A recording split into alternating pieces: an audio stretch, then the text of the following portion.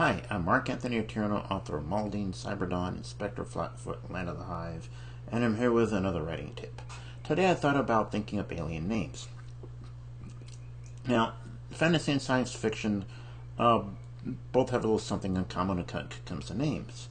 They gotta sound unearthly, they gotta sound unusual, that they aren't from the Earth that we know, that they come from a completely unknown, unrelated culture to Earth and its languages. But how to come up with such alien-sounding names?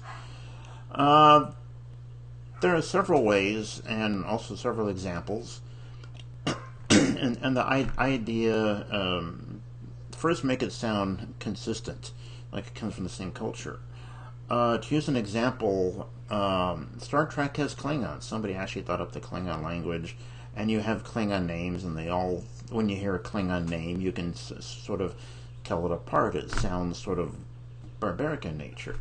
Elven names sound like they should flow like water, and that sort of thing.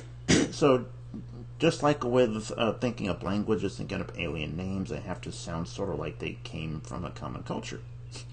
Now, thinking them up, there are numerous ways. I've heard of a guy in one of my past gaming groups. He'd had a dice with each had some letters on it, and he'd just roll and come up with something random.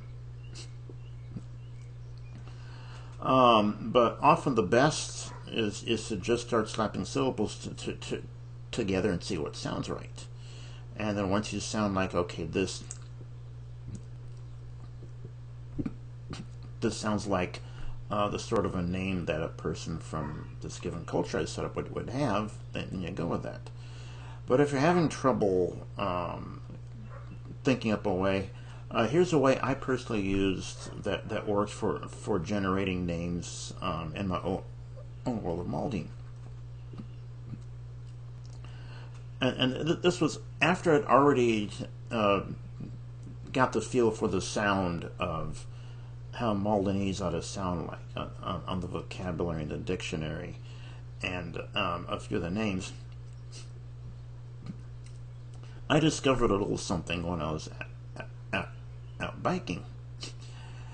If you take it any English word of like 2, maybe 3 syllables tops, it doesn't work for anything more, and then simply swap the first and last syllables and respell it phonetically. An example happened to be the street I was biking down at the time. We have a street called Myrtle Avenue.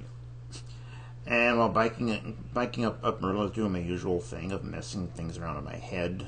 You'd be surprised how many ideas I've gotten just when I'm biking or in the Arboretum walking. I first swapped the first and last syllables, so Myrtle became Tulmer.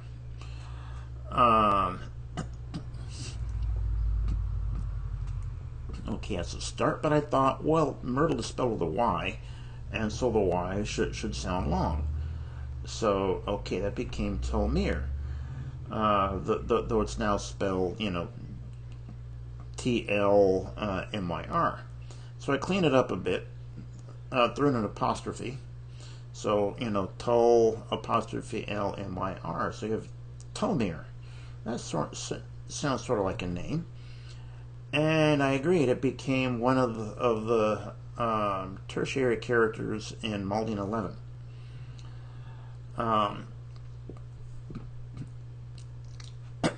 Now, again, this works well with like 2 and 3 syllables tops. Doesn't work at all for long words like a psychiatrist. And when I tried it with a couple of Spanish words, they still ended up sounding like Spanish words. At any rate, that's a little naming technique I came up with that you can put in your bag of tricks.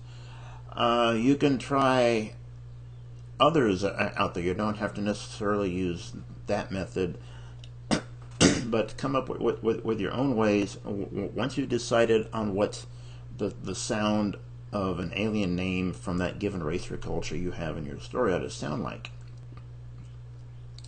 then it isn't too hard to think up different ways of generating names.